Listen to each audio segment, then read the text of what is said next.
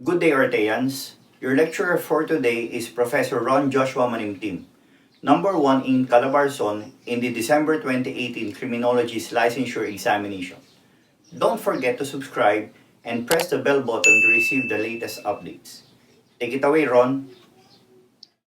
Number 20 is an arbiter in court who ensues the defense and the prosecution adhere to the legal requirements of introducing evidences. Ayan. He is an arbiter. Okay? Who ensues the defense and the prosecution adhere to the legal requirements. Okay? Pag sinabi nating arbiter, siya yung pinaka-middleman. Siya yung nagtitingin kung tama ba yung ginagawa ng defense or ng prosecution. Ah, kaninang trabaho to? Clerk of court, judge, sheriff, or jury. Ayan. Ayan. Okay, I see. 948. Ayan, 952. B, B, A, B, B, B. Ang sagot ay si judge. Okay. Ayan. Aside from being the middleman, yung judge din ang magde-decide. Whether the evidence presented before him is enough to prove the guilt. Beyond reasonable. Anong trabaho ni Clerk of Court? So, madalas ang trabaho nito ay magbasa ng decisions ng judge. Si Sheriff, ito yung halimbawa may property na hahatakin, ito yung pinapapunta ng court. Dun sa bahay or yan, sa bahay nga.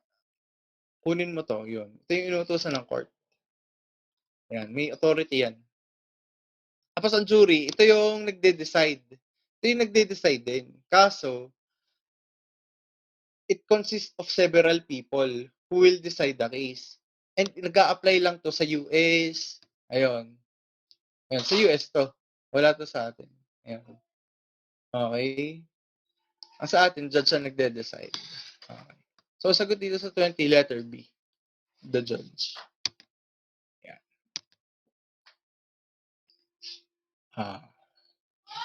Aside from pagbabasa ng cases or ng decision, ito yung nagbabantay ng court records or siya yung nag-iingat.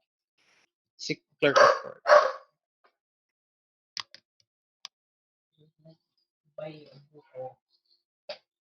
Number 21. Taking care of the custody, rehabilitation, or treatment of the persons convicted of committing a crime. Convicted. Is it the police, the prosecution, the court, or the corrections? Familiar tayo lahat dito. This is letter D. Yan. Corrections. Assume. Okay, custody, rehabilitation, and treatment. Kailan ginagawa? Ayan. Pwedeng after conviction, pwede rin during trial, or before trial, during trial, after conviction. Under the custody, rehabilitation, and treatment. Yan ang ginagawa ng correction. Di ba correction pwedeng sa labas, pwedeng sa loob, institutional and non-institutional corrections. Ito. Ano oras na? Okay. Members of the blank are regarded to be both duty holders and claim holders in the administration of justice. As duty holders, they have the responsibility. Ito yung trabaho ng tinutukoy to assist the law enforcement in solving crime. By community participation in crime prevention, creating a culture of peace, and supporting mobilization of resources. They are beneficiaries of the judicial system and they play critical roles in holding the system duty holders accountable. Basa guys ha.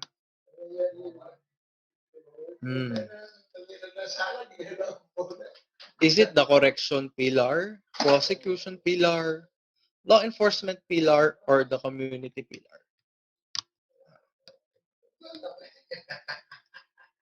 Or go. You may now choose your answers. Okay.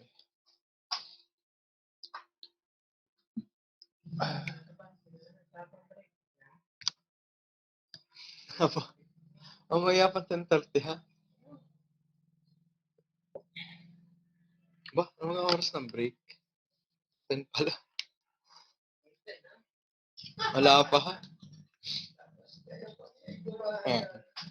Sorry, kausap ka lang ng nanay ko kanina. Okay, yan. Ang sagot ay, yan, D. D, ayan. Ang sagot dito ba ay D? D, D, D, D, D. Ayan.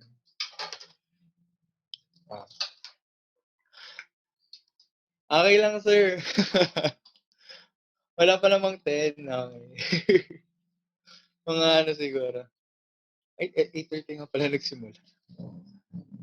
Ano sagot? Correction, prosecution, law enforcement, or community? And the answer is, ayan, yung marami kaninang nakita ko, community. Okay? Sino ba laging katulong ng law enforcement? Si community. And, tiyan mo, kapag tumulong sila, ano mangyayari? Ayan, sila yung magbe-benefit din dito. Okay? And yung role nila is critical. Bakit? Yung pagbibigay nila ng information, yung pagtulong sa law enforcement, it will be one reason to reduce or to eliminate crime. So, malaki yung role nila. Either tutulong sila or itatago nila yung criminals, diba? So, they are held accountable din sa possible effects nung kanilang magiging action. Yan. So, ang sagot dito is the community pillar. Okay. Letter D.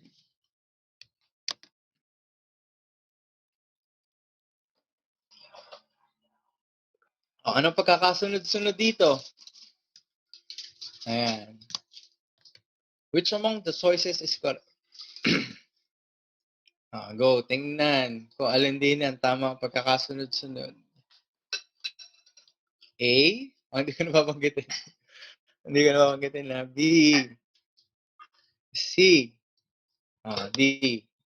Alin dyan yung in sequence ng ating criminal justice system? Siyempre, mali na to. Makukulong muna bago pumunta sa court. Okay, mali yan. Ang sagot ay puro B, so I'm assuming, yes, it's letter B. Ito nga tamang sagot. Law enforcement, prosecution, court, correction, and community.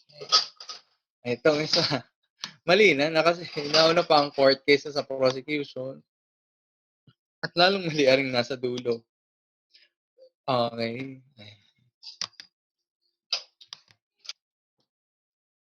Alin ang components ng CJS in US? Except. Alin ang hindi component ng CJS in US? Is it law enforcement, prosecution, court, or correction? Ayan. B ba? B? B? Okay. And? Is it letter B? Yes. It is the prosecution. Ito yung wala sa US. Kasi ito ay kakambal na ng law enforcement nila. Kakambal na to. Balik tatlo lang sa kanila. Law enforcement, court, and correction. Ayan. Law enforcement, adjudication to the courts, and correction.